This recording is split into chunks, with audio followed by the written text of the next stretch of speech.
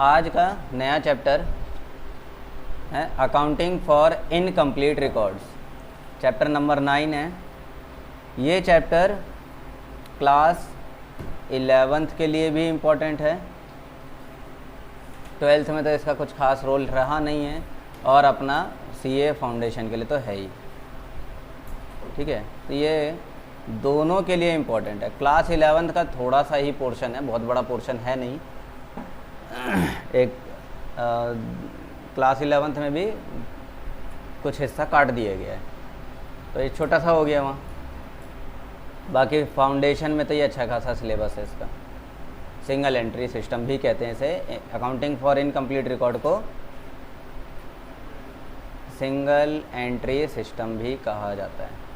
थोड़ा सा इसके बारे में समझ लिया जाए।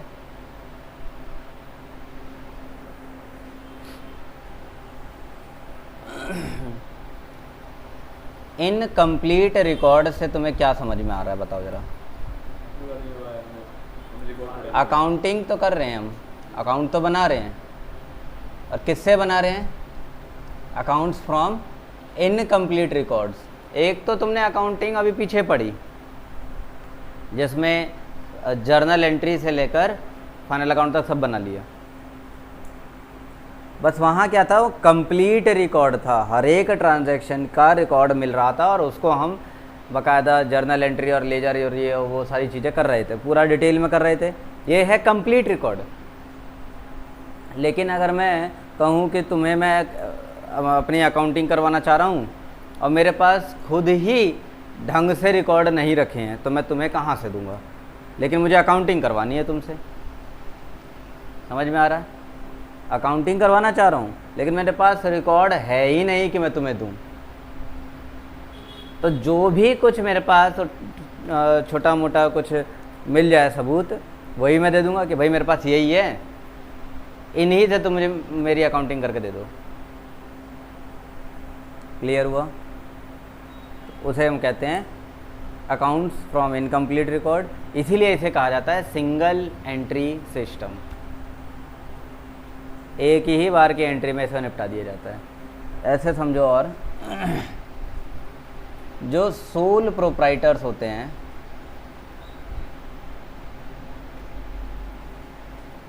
स्पेलिंग क्या होती है सोल प्रोप्राइटर की?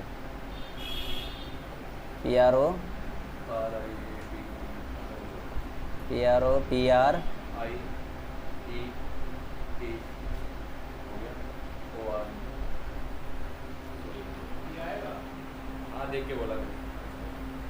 Sole proprietor.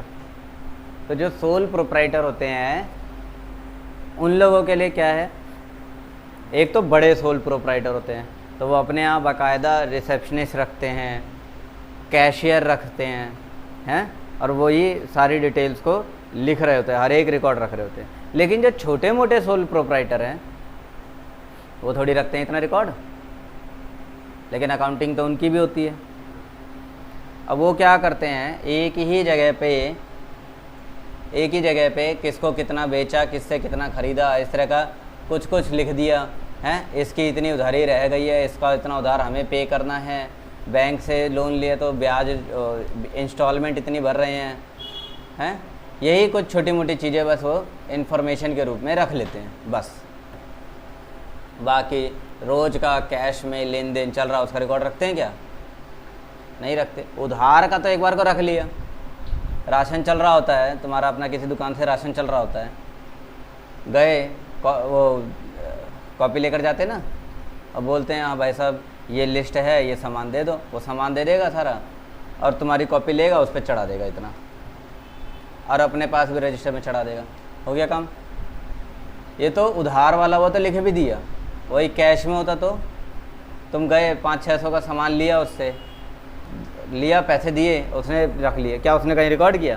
तो गल्ला खोला, रखा, ये उधार दिया और गल्ला बंद, चल दो, अब चलते बढ़ो। तो उसने कहीं रिकॉर्ड नहीं किया। तुमने कहीं रिकॉर्ड किया? बस पर्ची बना के लेकर। वो कहीं तो पर्ची भी नहीं बना के ले जाते ना। मम्मी ने सामान बोला था, वो याद हो गया, आए ले गए, चल दिए, नहीं रिकॉर्ड किया ना कहीं। अब ये दिक्कत ये आ गई कि जब इस तरह से रिकॉर्डिंग ही नहीं होंगी तो अकाउंटिंग कैसे होगी, समझे? दैट्स वाई एक ये कॉन्सेप्ट बनाया गया है इनकम्प्लीट रिकॉर्ड वाला, ठीक है? वही सीखना है। और अब तुम्हें समझ में आ रहा होगा ये कि कितना इम्पोर्टेंट चैप्टर है।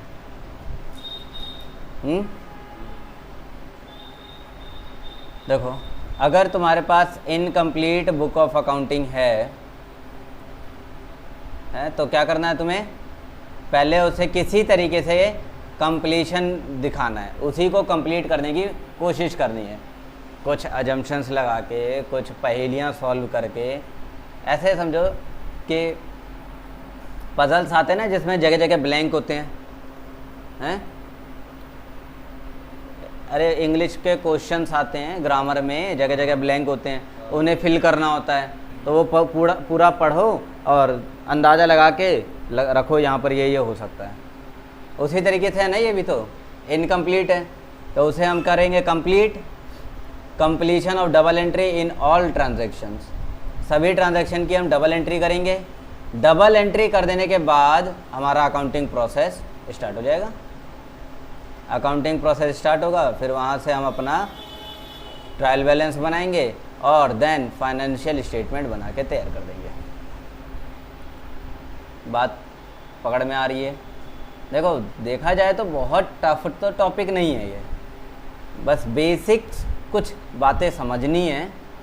वो बातें समझ जाओगे तो आगे का काम तो तुम फाइनल अकाउंट में पढ़ के आए हो, उसमें कोई दिक्कत ही नहीं है। Done?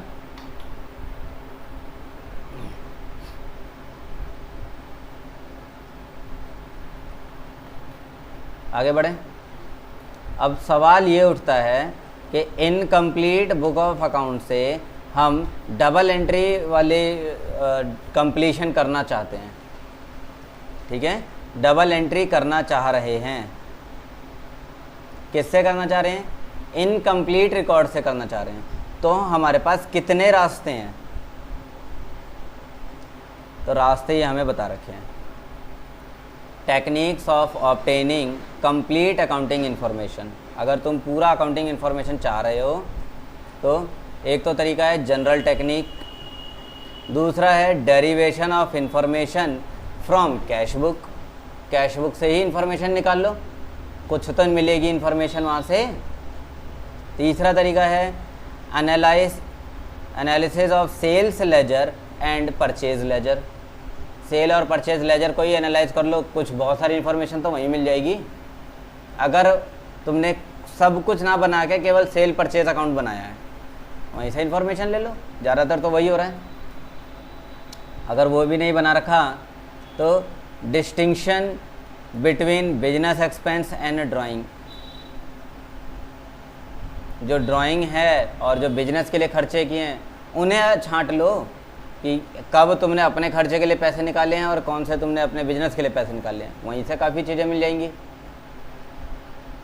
Fresh investment by proprietors और पार्टनर्स। 5 तरीके ये सारे मतलब क्या है कि क्लूज दे देंगे। ये क्लूज चाहिए ना हमें, तो अपना इनकम्प्लीट रिकॉर्ड को कंप्लीट करने के लिए क्लू चाहिए। क्लू अगर ढूंढना चाह रहे हो तो यहाँ से ढूंढ लो, मिल जाएंगी हमें चीज़ें, ठीक है? ये मेरा तरीका बताया जा रहा है, इसे कॉपी कर लो।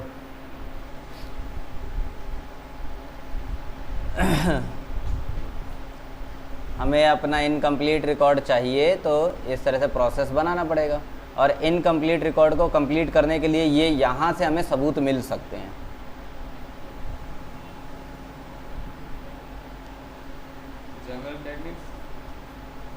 जनरल तरीके जैसे कि मान लो उधार है, क्रेडिटर से उधार खरीदा है हमने, तो इतनी बात तो क्रेडिटर अकाउंट से ही पता चल जाएगा क्या हमने उससे ख़रीदा है। तो लेजर में आ गया ना, परचेज लेजर में आ गया, कैश और बैंक दोनों आ गए वहाँ। एकदम ईयर एंड पे उधारी कितनी, क्रेडिटर कितना बच रहा है, अकाउंट से पता चल जाएगा। कई बार क्वेश्चन में यही नहीं पता होता कि उधार खरीदा कितना है या उधार बेचा कितना है, तो क्रेडिटर अकाउंट, डेटर अकाउंट बना के पता लगाया जा सकता है। मैन्युफैक्चरिंग अकाउंट पढ़ाया था तो उसमें बताया था ना। ठीक है, आगे वो देखते हैं। यहाँ बताया हुआ है कि अगर इनकम्प्लीट रिकॉर्ड को कंप्लीट करना चाह रहे हैं तो एक अकाउंटेंट के पॉइंट ऑफ व्यू से देखा जाए तो अकाउंटेंट कौन से रिसोर्स इस्तेमाल करेगा, सोर्सेज यूटिलाइज्ड बाय अकाउंटेंट, ताकि वो सिंगल एंट्री सिस्टम के तहत अकाउंटिंग कर सके। तो एक अकाउंटेंट क्या इस्तेमाल करेगा, सारी इन्फॉर्मेशन निकालेगा एसेट्स और लायबिलिटीज़ से रिलेटेड। कम से कम कुछ नहीं तो एसेट्स और लायबिलिटीज़ का तो पता लगा ही सकता है अकाउंटेंट, तो उतनी इन्फॉर्मेशन वो निकाल लेगा। और उसके बाद derivation of opening and closing capital, opening capital कितना था, क्लोजिंग कैपिटल कितना था, उसकी डेरिवेशन यानी उसकी कैलकुलेशन। ठीक है, जिसके बेसिस पर वो बनाएगा स्टेटमेंट ऑफ अफेयर्स। एक बनाएगा ओपनिंग है और एक बनाएगा closing. Opening statement of affairs बनाएगा तो वहाँ से ओपनिंग कैपिटल मिलेगा है, और क्लोजिंग वाला स्टेटमेंट ऑफ अफेयर्स बनाएगा तो उससे क्लोजिंग कैपिटल मिल जाएगा। ठीक है ना। सारे एसेट्स और लायबिलिटीज़ की इन्फॉर्मेशन निकालेगा, ओपनिंग और क्लोजिंग कैपिटल की इन्फॉर्मेशन निकालेगा, और इन्हीं के बेसिस पे अकाउंटेंट बता देगा कि प्रॉफिट हो रहा है या लॉस हो रहा है। ठीक है। अब ठीक है, सारी इन्फॉर्मेशंस ये यहाँ पर नहीं है, लेकिन जो भी हैं, जितनी भी हैं, इतनी ही हैं। अब हो सकता है उसे थोड़ी ज़्यादा इन्फॉर्मेशन मिल जाएगी हो। अगर ज़्यादा इन्फॉर्मेशन मिल जा रही है कोई दिक्कत नहीं है, वो थोड़ा और ज़्यादा एक्यूरेट आंसर देगा, एक्यूरेट रिजल्ट दे देगा। लेकिन जितना इन्फॉर्मेशन होगा उतने के हिसाब से ही वो रिजल्ट देगा। समझे?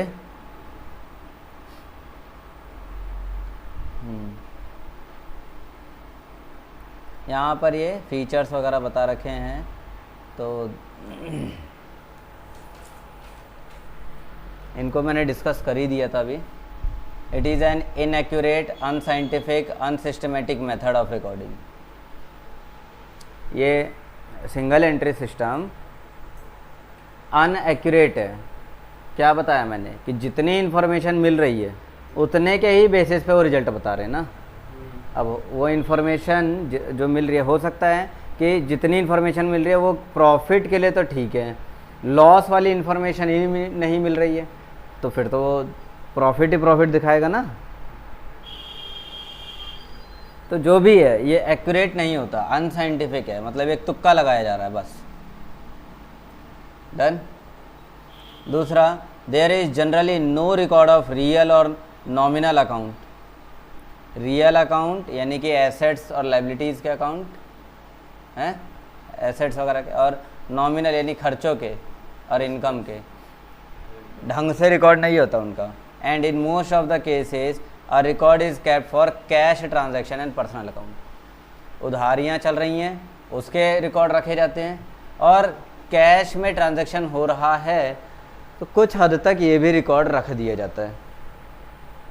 ऑनलाइन ट्रांजैक्शन हो रही है तो वो रिकॉर्ड आ जा रहा है ना, तो यहाँ तक तो ये आ भी जा रहा है, कोई दिक्कत नहीं। बाकी तो रिकॉर्ड ही नहीं मिल रहे हैं, एसेट्स के हैं और एक्सपेंस इनकम के।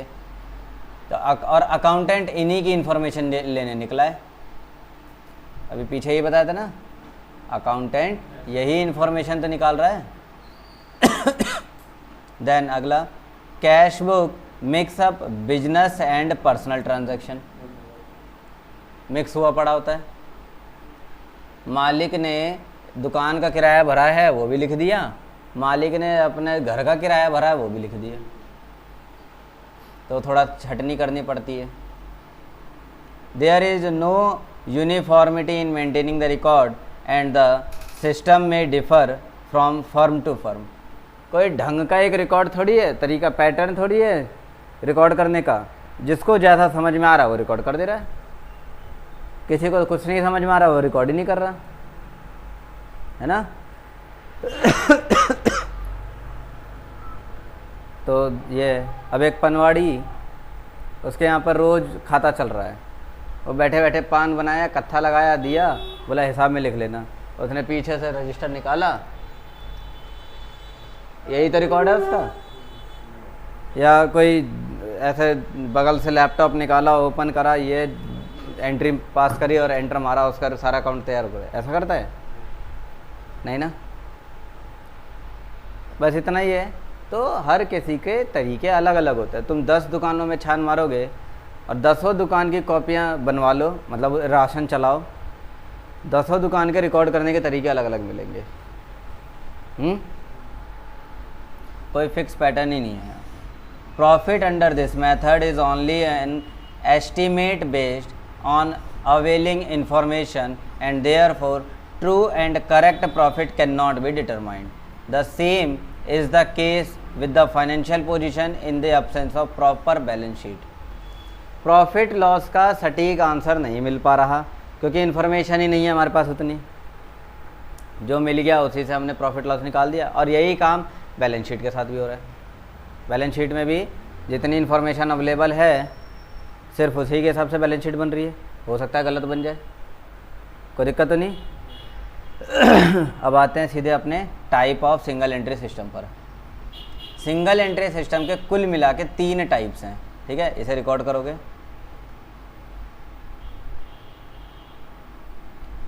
फीचर्स को लिखना होगा तुम्हें,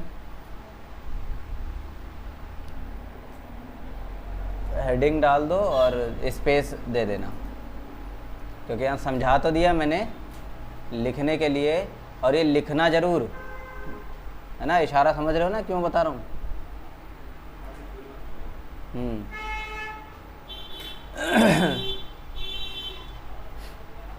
11th वालों को नहीं छोड़ती CBSE, तो ICI कैसे छोड़ देगा।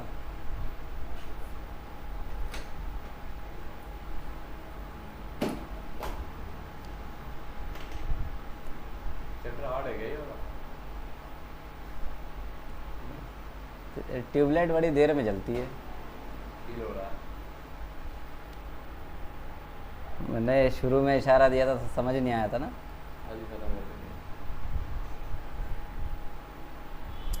Type of single entry system. तो सिंगल एंट्री सिस्टम के टाइप में अगर देखेंगे, एक तो प्योर सिंगल एंट्री सिस्टम है, मतलब कि ढंग से कुछ भी रिकॉर्ड नहीं है हमारे पास, कुछ भी रिकॉर्ड नहीं है, ठीक है।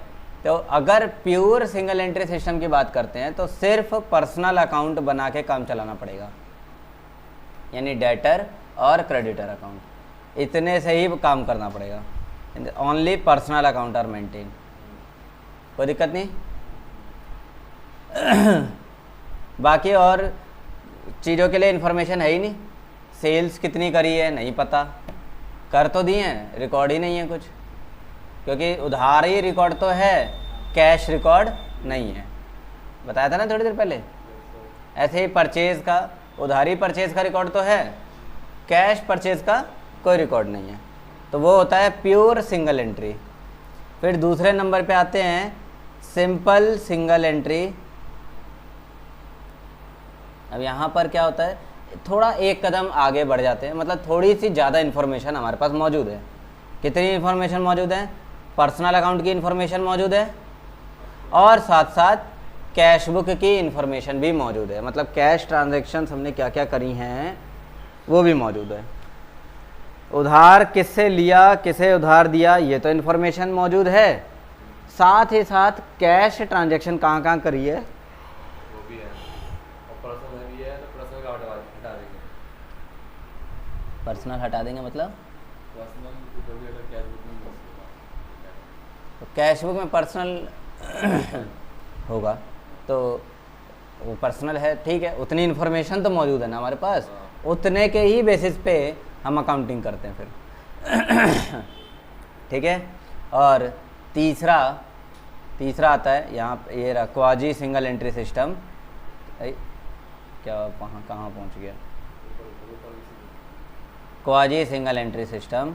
इसमें तुम्हें पर्सनल अकाउंट की इन्फॉर्मेशन मिल जाएंगी, कैश बुक की इन्फॉर्मेशन मिल जाएंगी, और कुछ जो सब्सिडरी बुक्स होती हैं जैसे सेल्स बुक, परचेज बुक, तमाम सब चीज़ें, इनकी भी थोड़ी बहुत इन्फॉर्मेशन मिल जाएगी, है ना। जैसे ये लिखा है सेल्स बुक, परचेज बुक और बिल्स बुक। बिल्स बुक मतलब bills of exchange, bill receivable book, bills payable book, इनकी भी इंफॉर्मेशन मिल जाती है, तो इसके हिसाब से काम कर लेते हैं, ठीक है ना जी। अब यहाँ से अपना न्यूमेरिकल स्टार्ट होता है। Ascertainment of profit. अब प्रॉफिट हमें असरटेन करना है ना, तो उसके लिए दो मेथड हैं, एक कंपैरिजन मेथड है और एक स्टेटमेंट ऑफ अफेयर्स मेथड है। ये दो मेथड होंगे। उसके बाद जब थोड़ा और आगे बढ़ेंगे तो यही जो अभी हमने पीछे टेक्निक्स पढ़ी थी ना, सब पूरी इंफॉर्मेशन कलेक्ट करने के जो तरीके पढ़े थे उन तरीक़ों पे आ जाएंगे। अभी हम सिर्फ कुछ जो हल्का फुल्का इन्फॉर्मेशन हमारे पास मौजूद है उसी इन्फॉर्मेशन के बेसिस पर प्रॉफिट या लॉस पता लगाने की कोशिश करेंगे। बात समझ में आ रही है मेरी? तो क्या है, कैलकुलेशन ऑफ प्रॉफिट या loss during the year.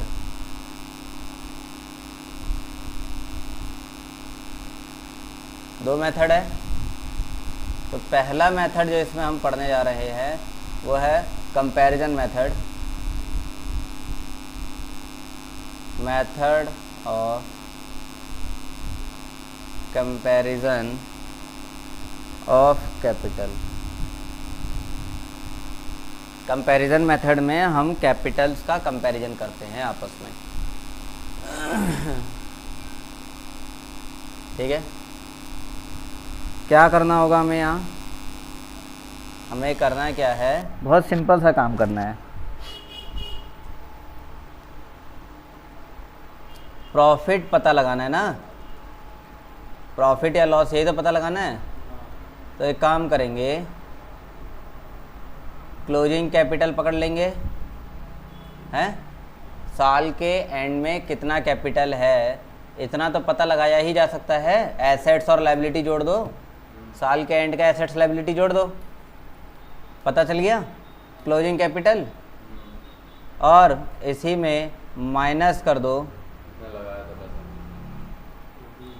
Opening capital. साल के शुरू में कितना कैपिटल था बस उतना माइनस कर देना है। कोई दिक्कत की बात? तो साल के शुरू में कितना पैसा लगाया था और साल के एंड में कितना है, इन्हीं का डिफरेंस तो प्रॉफिट या लॉस होगा। अगर प्लस में आ रहा है तो प्रॉफिट होगा और लॉस में आ रहा है तो सॉरी नेगेटिव आ रहा है तो लॉस होगा। तो प्रॉफिट या लॉस ड्यूरिंग द ईयर। यहाँ तक तो कोई दिक्कत नहीं।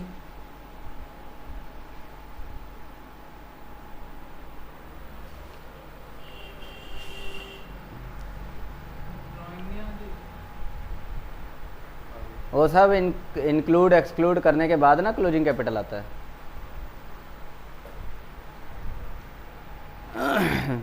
ओपनिंग कैपिटल में एडिशनल कैपिटल जोड़ते हैं, ड्राइंग माइनस कर देते हैं, प्रॉफिट जोड़ते हैं, लॉस माइनस कर देते हैं, तब आता है ना क्लोजिंग कैपिटल। याद आया?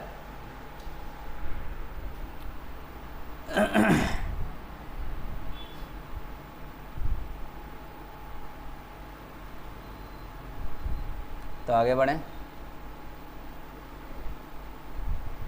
Capital at the end, capital at the beginning. हाँ ये रहा क्लोजिंग और ड्राइंग जोड़ दिया। Capital at the end, closing capital हो गया। अब क्योंकि हम वापस जा रहे हैं, रिवर्स मार रहे हैं, तो अगर ड्राइंग माइनस होना था, ओपनिंग से क्लोजिंग पे जाएंगे तो ड्राइंग माइनस करेंगे, लेकिन अगर क्लोजिंग से ओपनिंग पे जा रहे हैं तो ड्राइंग प्लस करेंगे, है ना। फ्रेश कैपिटल या एडिशनल कैपिटल को फिर माइनस किया जाएगा और ओपनिंग कैपिटल को भी माइनस कर दिया जाएगा। मैंने वो तुम्हें जो बताया वो एकदम छोटे से में था, बाकी अगर थोड़ी ये इन्फॉर्मेशन दी हो तो ये सारा काम कर देना है। तो बन जाएगा प्रॉफिट या loss during the year.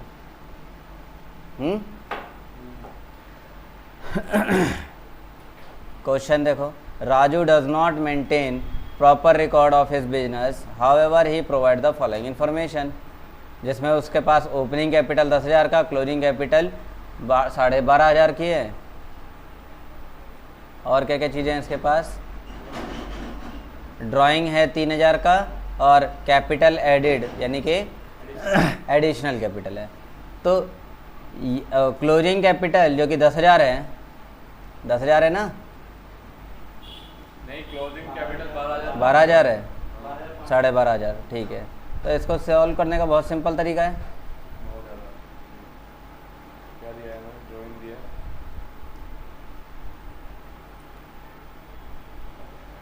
Additional closing capital है 12,500, ड्राइंग इसमें ऐड कर देंगे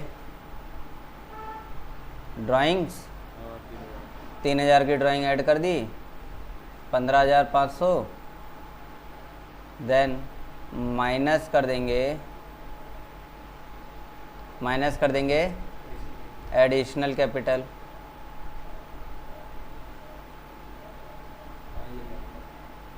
एडिशनल कैपिटल 3,750 माइनस करके 14 में 7 गया 7, 4 में से 3 गया 1, 11,750। इसी में माइनस करेंगे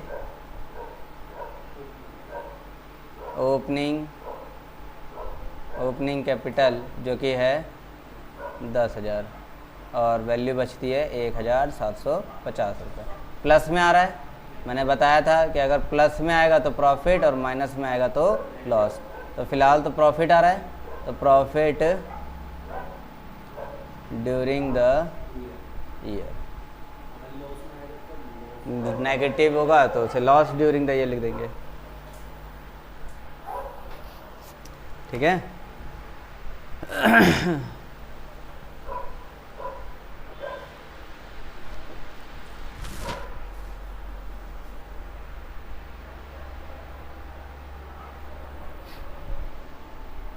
बस, कोई दिक्कत तो नहीं आई, आसान क्वेश्चन था, ठीक है।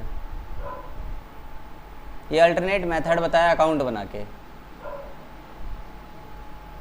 बैलेंस बीडी कैपिटल अकाउंट बना के करेंगे तो बैलेंस बीडी क्रेडिट में आएगा, एडिशनल कैपिटल रहेगा 3,750, पैसा निकाल लिया डेबिट हो गया, हैं, पैसा निकाल के डेबिट हो गया, और क्लोजिंग कैपिटल 12,500, जो डिफरेंस आया वही नेट प्रॉफिट या नेट लॉस होगा। कैपिटल अकाउंट भी बना सकते हैं, कहने का मतलब तो यही हुआ ना। तो तुम चाहे कैपिटल अकाउंट बना लो, चाहे ऐसे स्टेटमेंट वाइज कर लो, मर्जी तुम्हारी है।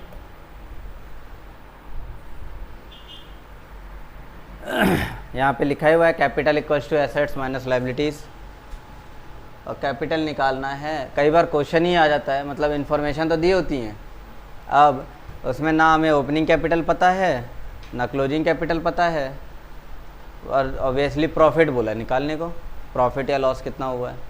तो जो हमें इन्फॉर्मेशंस दी होती हैं उन्हीं इन्फॉर्मेशंस से हम पहले ओपनिंग और क्लोजिंग कैपिटल निकालते हैं, और फिर इस वाले काम को कर देते हैं। चाहे कैपिटल अकाउंट बना लो, चाहे स्टेटमेंट कर लो, प्रॉफिट या लॉस पता चल जाएगा। क्लियर हुई मेरी बात?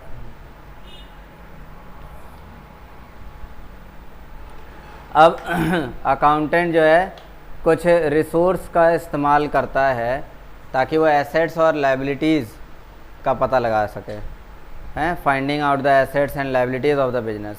अब वो कौन कौन से सोर्स हैं? अब तुम एक अकाउंटेंट हो, तुम्हें किसी भी फर्म का सिंगल एंट्री करना है, तो तुम क्या क्या चीज़ें ढूंढोगे? कैश बुक ढूंढोगे ताकि कैश बैलेंस मिल जाए, है ना। बैंक पासबुक ढूंढोगे जिससे कि बैंक का बैलेंस मिल जाए। पर्सनल लेजर ढूंढोगे जिससे कि डेटर और क्रेडिटर्स के बारे में पता चल जाए। इन्वेंट्री का रजिस्टर मंगाओगे ताकि फ़िज़िकल इवैल्यूएशन तुम देख पाओ, फिज़िकली इन्वेंट्री तुम्हारे पास मौजूद कितनी है। क्लियर हो रही बात? और एज रिगार्ड्स फिक्स एसेट्स ही prepare a list of them.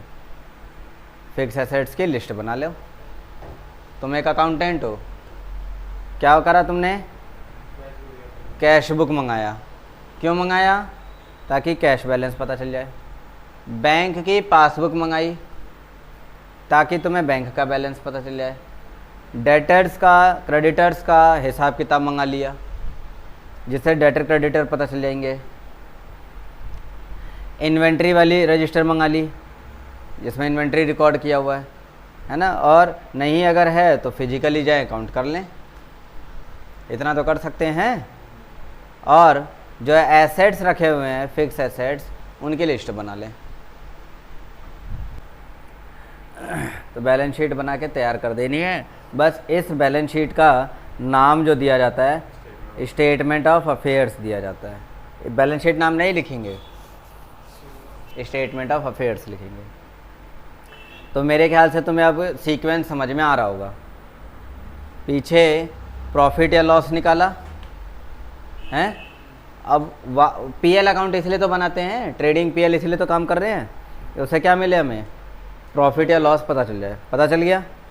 उसके बाद क्या बनाते हैं? ट्रेडिंग पीएल के बाद बैलेंस शीट ही तो बनाते हैं। और बैलेंस शीट की जगह हम यहाँ पर क्या कर रहे हैं? स्टेटमेंट ऑफ अफेयर्स बना रहे हैं।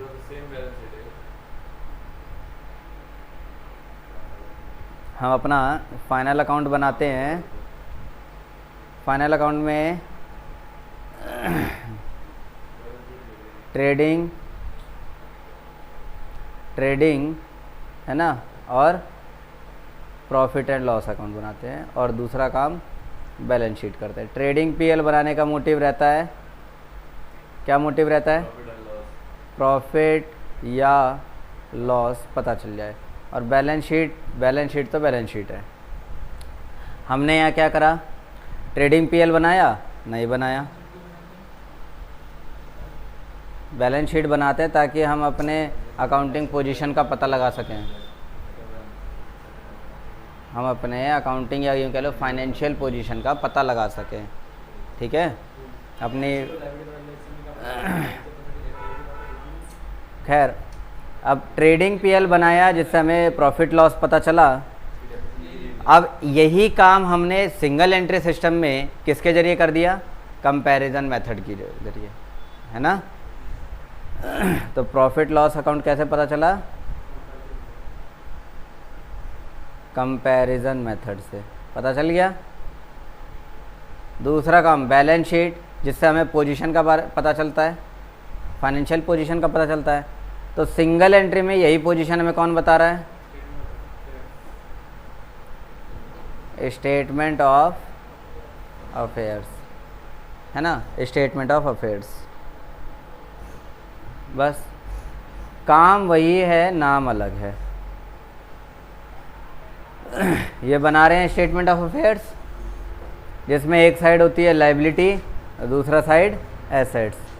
एसेट्स में हमने बिल्डिंग के बारे में पता लगा लिया, machinery, furniture, inventory, debtor, bill receivable, loan advance, cash and bank balance, prepaid expense. ये सारी इन्फॉर्मेशन तुम पूछते जाओ, सामने वाला बताता जाएगा, है ना। कुछ ना कुछ तो इनके बारे में तो कुछ ना कुछ रिकॉर्ड होगा ही होगा उसके पास। भाई बिल्डिंग खरीदी है, रजिस्ट्री के कागज़ होंगे। मशीन खरीदा है, बिल होगा। फर्नीचर खरीदा है, बिल होगा उसके पास। इन्वेंट्री नहीं भी होगा तो जाके काउंटिंग कर लो, इन्वेंट्री मिल गई। डेटर्स तो पर्सनल अकाउंट तो बनाता ही है, वो उधारियाँ तो लिखेगा ही कहीं ना कहीं, कोई दिक्कत। बिल रिसीवेबल तो बिल तो होता ही है। लोन्स एंड एडवांस, अगर उधारी दे रहे हैं किसी को तो वो भी तो रिकॉर्ड करा ही जाता है। कैश एंड बैंक बैलेंस, तो ये कैश बुक और बैंक पासबुक से मिल गया। प्रीपेड एक्सपेंस, तो अगर एडवांस में खर्चा किया है तो वो तुम्हें लगभग तो पता ही होगा, क्योंकि ऐसा थोड़ी है कि बहुत सारा प्रीपेड एक्सपेंस होता है। प्रीपेड एक्सपेंस बहुत ज़्यादा नहीं होता है, तो जितना भी होता है वो तो याद रहता है अपने को। मिल गए एसेट्स के सारे कंटेंट मिल गए। अभी हम बात करेंगे लायबिलिटी की, तो लायबिलिटी में आउटस्टैंडिंग एक्सपेंस हमें पता चल ही जाएगा, हैं कितना हमारा, हमें कहाँ कहाँ बकाया पेमेंट करनी है, ये कहीं ना कहीं पता चल जाता है। बिल्स पेबल कितना है पता चल जाएगा। सन्ड्री क्रेडिटर्स कितना है पता चल जाएगा, लोन या बैंक ओवरड्राफ्ट कितना है तो ये भी पता चल जाएगा। इतनी बातें पता चल जाएंगी। नहीं पता चलेगा तो क्या नहीं पता चलेगा? कैपिटल। कैपिटल का फिगर पता नहीं चलता है, कैपिटल का फिगर बैलेंस करके निकाला जाता है। एसेट्स की सारी चीज़ें हमने पता लगा ली, एज अकाउंटेंट हम ये सारी खोजबीन कर रहे हैं, सारे लिख दिए, और लाइबिलिटियों में ये सारे कंटेंट हमने लिख दिए। डिफरेंस जितना आएगा वही कैपिटल है, जो डिफरेंस आएगा वही कैपिटल है। अभी मेरी बात तुम्हें और ज़्यादा गहराई में समझ में आ रही होगी। मैंने अभी जस्ट थोड़ी देर पहले बोला था कि कभी कभी कैपिटल दिया ही नहीं होता है, तो ओपनिंग कैपिटल अलग कैलकुलेट करना होता है, क्लोजिंग कैपिटल अलग कैलकुलेट करना होता है। तो कैलकुलेट करने का तरीका दिख रहा है? सब गिवन होगा ये एज वेल एज। हाँ, तो इससे हम ओपनिंग स्टेटमेंट ऑफ अफेयर्स बनाएंगे तो ओपनिंग कैपिटल मिलेगा, क्लोजिंग स्टेटमेंट ऑफ अफेयर्स बनाएंगे तो क्लोजिंग कैपिटल मिलेगा। इसलिए यहाँ पर देखोगे तो ये इस तरह से लिखा हुआ है, statement of affairs as on dot dot dot dot dot. मतलब हो सकता है पिछले साल का एंड का बनाना पड़े और इस साल का भी एंड का बनाना पड़े। पिछले साल के एंड का बनाएंगे तो ओपनिंग कैपिटल मिल जाएगा, इस साल के एंड का बनाएंगे तो क्लोजिंग कैपिटल मिल जाएगा। तो हमें दोनों बातें मिल जाएंगी। तो बात ये है कि हमें स्टेटमेंट ऑफ अफेयर्स जो बनाने हैं वो कितनी बार बनाना होगा? 2 बार बनाना पड़ेगा, है ना। एक तो होगा ओपनिंग, या अब एनपीओ में भी तो ऐसे कर रहे थे, याद आया? लेकिन एनपीओ में कर क्या रहते कि ओपनिंग बैलेंस शीट बना के कैपिटल फंड ले निकल रहा था और उसे हम क्लोजिंग वाले में रख देते थे, यही तो कर रहे थे।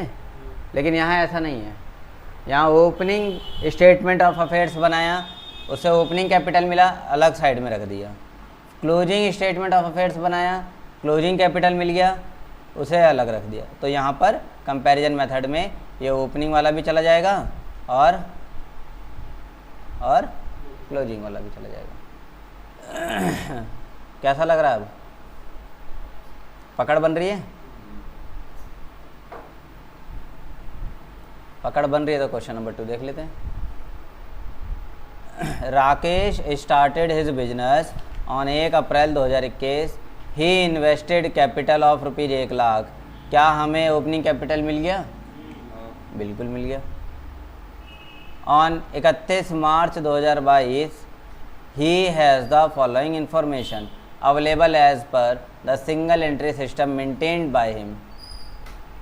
तो ओपनिंग तो हमें मिल गया, कोई दिक्कत नहीं है, लेकिन क्लोजिंग के लिए यानी 31 मार्च 2022 के लिए ये इन्फॉर्मेशन मिल गई। Cash balance, inventory, receivable from Ajay against sales. Sale के बदले हमें इतना रिसीवेबल है, मिला नहीं है, मिलेगा, तो ये डेटर हो गया। कन्फ्यूजन है? कन्फ्यूजन है? मशीन मिल गई, payable to Vinod towards credit purchase, तो ये क्रेडिटर हो गया।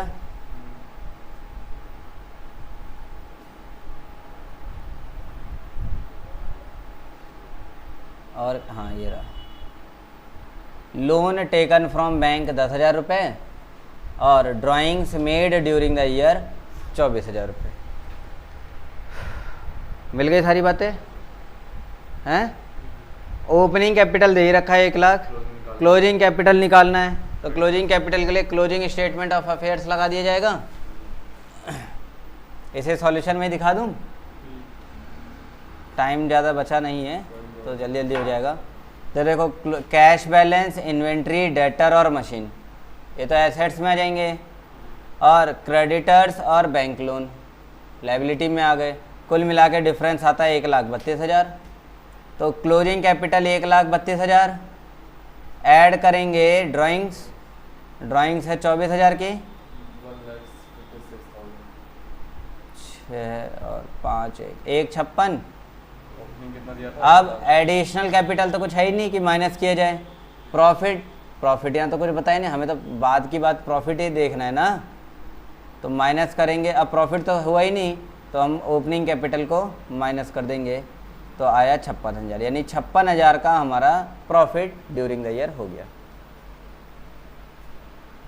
Profit during the year.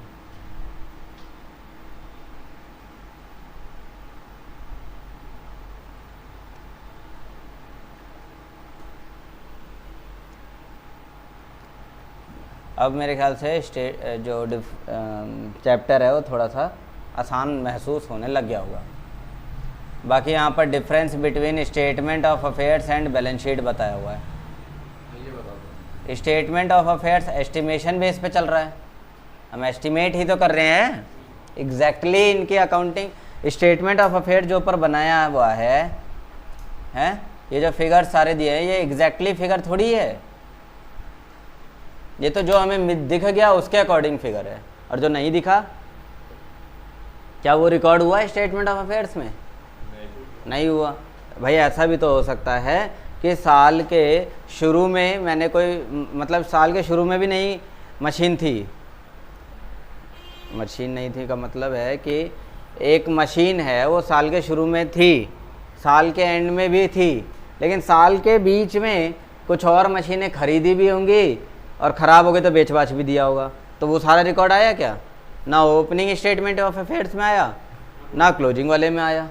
तो उसकी वजह से एक हमारा जो एक्चुअल स्टेटमेंट है वो तो डिफ़र कर सकता है ना, लेकिन वो तो यहाँ रिकॉर्ड ही नहीं हुआ, यहाँ तो सिर्फ ओपनिंग और क्लोजिंग के बेस पे रिकॉर्ड हो रहा है। तो यही इसीलिए स्टेटमेंट ऑफ अफेयर्स एक एस्टिमेशन बेस पर बनता है, और बैलेंस शीट वो प्रॉपर रिकॉर्ड के बेस पर बनता है। क्लियर हो गया? यही है इन दोनों के बीच में डिफरेंस बता रखा है यहाँ पर। अब दूसरा है preparation of statement of affairs and determination of profit. ये दूसरा मेथड था, दो बताए ना मैंने। तो स्टेटमेंट ऑफ अफेयर्स बनाने का तरीका है,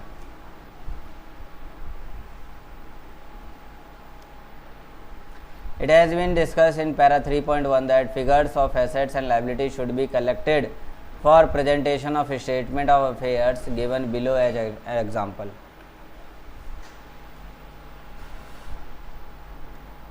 तो 2021 और 2022 के डिटेल्स दे दिए हमें, और यहाँ देखो क्वेश्चन मार्क डाला हुआ है, यानी क्लोजिंग फिगर हमें ही फाइंड करनी होगी। आगे बढ़ेंगे, कैश इन हैंड, फिर लाइबिलिटीज़ में लोन और सन्डी क्रेडिटर्स हो गए। आगे बोला है decide to depreciate building by 2.5%। अब इसीलिए जगह दी हुई है ना खाली, डेप्रिसिएशन घटा देने के बाद जो फिगर आएगा वो फिगर यहाँ लग देंगे। अब 1 लाख पे 2.5% ही है ना, हाँ 1 लाख का 2.5% 2500 रुपये हो गया, 2500 घटा दें तो 97,500 रुपये का क्लोजिंग बिल्डिंग हो गई।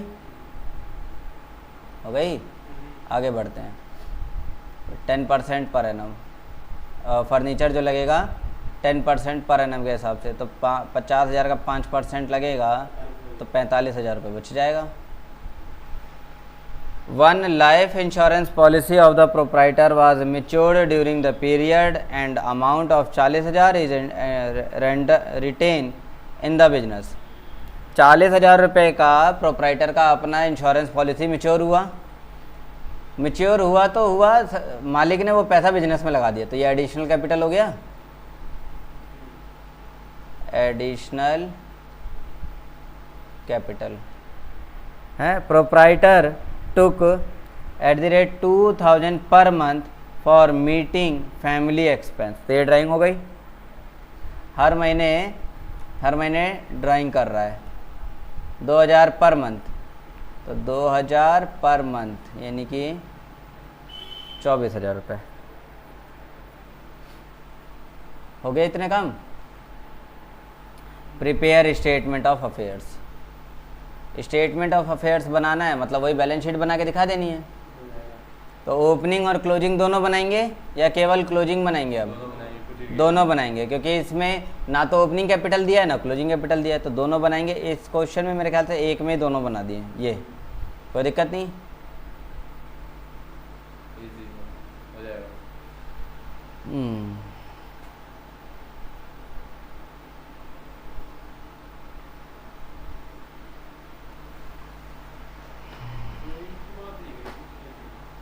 क्लोजिंग के बाद